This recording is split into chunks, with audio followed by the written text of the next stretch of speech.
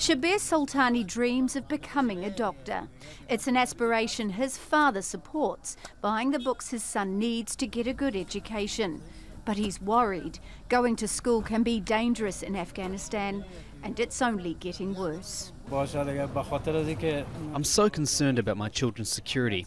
Every time when they leave home to go to school, there are so many explosions and suicide bombings. But despite all of this, we have to send our kids to school, otherwise they will grow up illiterate.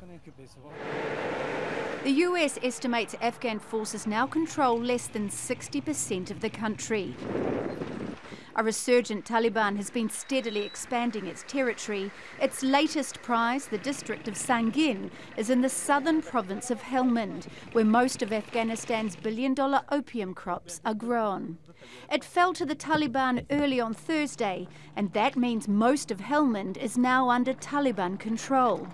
The government admits it's struggling to cope, but it doesn't just need military support, it needs money too, caught in the middle of an economic crisis made worse by declining international aid. That means more than half of the schools don't have proper classrooms, let alone the resources needed to learn. These girls in eastern Afghanistan are taking their lessons in the open air, just 30 kilometres from an ISIL base. We don't have chairs, we don't have blackboards, we don't have textbooks, we don't even have a toilet in the school. The forced return of more than 600,000 Afghan refugees from Pakistan is also making the situation worse. The charity Save the Children says more than half of those children are unlikely to go to school. The government spends only 6% of its budget on education, and some say it needs to do more. If we don't invest on education, then we will have more illiterate people. Eventually, we will have more people with arms. We will have more people who will grow up conservative. So I think education should be a priority when it comes to investment, which is not at this stage.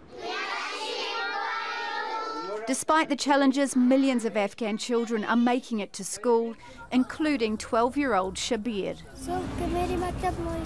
I need the government to bring peace and stability so that we can go to school. Until that comes, going to school will be a risk his family must assess every day. Mereana, Al Jazeera.